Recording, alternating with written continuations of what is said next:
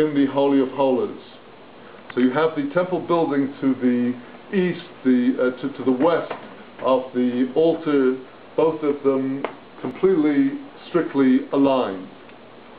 The difference between the first and second temples on the one hand and the third temple on the other is that the third temple is like a series of, if there's such an expression, I don't know what the correct mathematics is, concentric squares.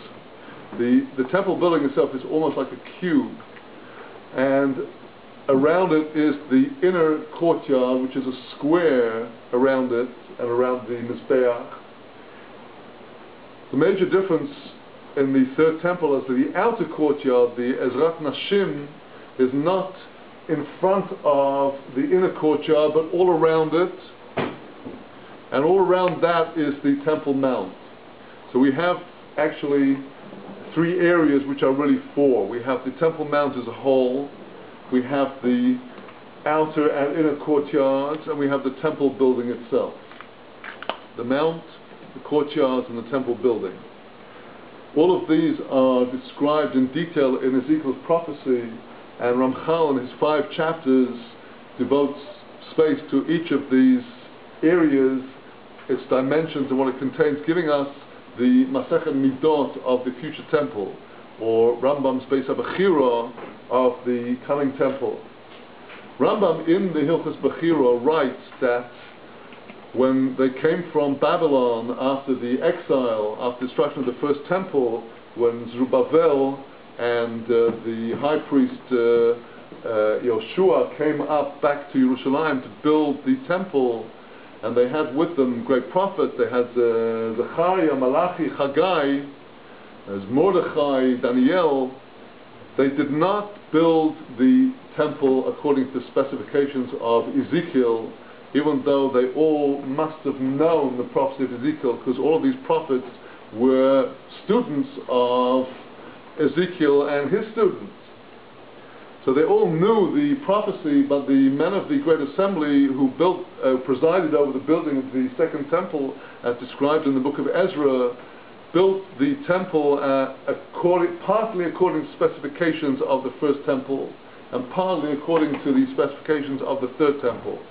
But they did not feel that the temple they were building was going to be the final temple. And Rambam states very clearly in Hilchos Beis HaBechira that the exact temple as prophesied by Ezekiel has never been built, and that this will therefore be the temple that will be built at the end of days. I had a very interesting discussion with the Temple Institute in Yerushalayim, who are the co-publishers of my book, The Secrets of the Future Temple, about the title of the book. The original title was Secrets of the Third Temple, and the people in the Temple Institute said to me, you can't call it that because we're trying to build the temple now, but we don't think that we can build Ezekiel's temple. We want to build the temple as it was in the time of the second temple, at the very least. And so we settled on calling it by a little more ambiguous title, Secrets of the Future Temple, without quite determining when it's going to be. But I don't see from Rambam or anywhere else where it's written there will be a third temple and then one after that. And I do not, God forbid, in any way oppose the Temple Institute for wanting to build a temple. It's a mitzvah, v'otoli mikdash. They have to make a mikdash, and to be engaged in the making of the temple is a great, great mitzvah. But I'd like to describe to you a different way of being engaged in the temple, in the building of the temple. In Ezekiel chapter 43, he kind of interrupts the explanation of the form of the temple and its courtyards with the following passage. God says to Ezekiel, you, son of man, tell the house of Israel about the temple. Let them see the measurements of the plan. Let them know the form of the temple and its structure, all its forms and all its laws. Write it before their eyes, and they will guard all its forms and all its laws to do them. So God was saying to Ezekiel, we're supposed to study and inform ourselves about the form of the coming temple. Now there's a Midrash Tanchuma that reads as follows. Ezekiel said to HaKadosh Baruch Hu, Master of the world, we are now in exile. You tell me to go and inform the Jewish people about the plan of the temple? You say, write it before their eyes, and they will guard all its forms and all its laws and do them. How can they do them? Leave them until they go out of exile, then I'll tell them. HaKadosh Baruch Hu said to Cheskel, just because my children are in exile, does that mean the building of my house should be halted? Studying the plan of the temple in the Torah is as great as actually building it. Go and tell them to make it their business to study the form of the temple as explained in the Torah.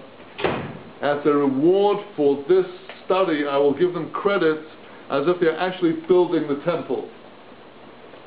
It's no coincidence that we are today standing on the eve of Erev Rosh Chodesh Tammuz, very significant day. Our job in this generation is to avoid the sin of our ancestors who 40 days after receiving the Torah, they already went away from the Torah. Our repair is to make sure we keep to the Torah in this very difficult month, the month of the Sartan, the month that has the bite of the constellation of the Cancer, which is the associated astrological sign of this month. Very difficult month for us in the time of the first temple and the second temple. We have coming up the opportunity of the 3 weeks, which is the perfect time to study this book. The Lubavitcher Rebbe, Zecher Tzaddik Bracha, always said that in the time of the 3 weeks we should be studying the temple laws and the state of Geula.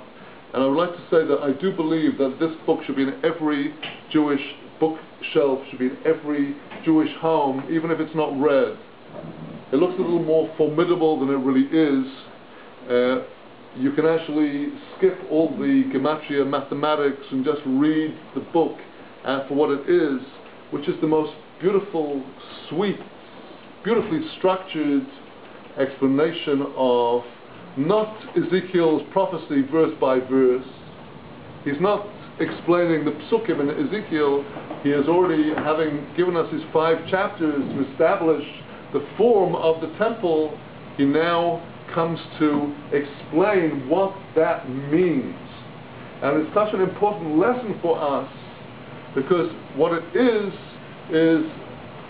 in stone the expression of perfect harmony. Perfect harmony between opposites. Like we say, Oiseh Shalom b'Meroma, Hu Yaseh Shalom, the one who makes peace between fire and water, the angel of fire, the angel of water, he can make the perfect peace. And as we shall see when I come to speak about the actual tzura, the form of the temple and its meaning, you'll see what I'm talking about. The way this book came into the world is quite extraordinary. I told you already that Romchal, by the age of 18, had the intense opposition of the established rabbis of Italy, and they brought in the best dins of Germany. It was a very, very fierce situation. And at the age of 22, this controversy was raging in all its fury. The rabbis were trying to silence Romchal. They made him swear oath, take a neder that he's not going to write, he's not going to publish, he's not going to keep one thing after the other. And in the course of all this, Romchal is flying in the Eilamos Elyonos, he's in the upper worlds, and it was the age of 22 that he wrote this masterpiece. While this whole controversy was raging around him, he writes to his the Rav, his teacher, all this is completely of no meaning to me, it doesn't touch me in the least. His mind was completely focused on the tzura of the coming temple and the ultimate secrets of Kabbalah which are bound up with it. Well, now, precisely because of this controversy, it seems, the book was certainly not published back then when Romchal was 22. There are references in letters by Romchal and by some of the rabbis around him to such a work, and it was known that it was called the Mishkanei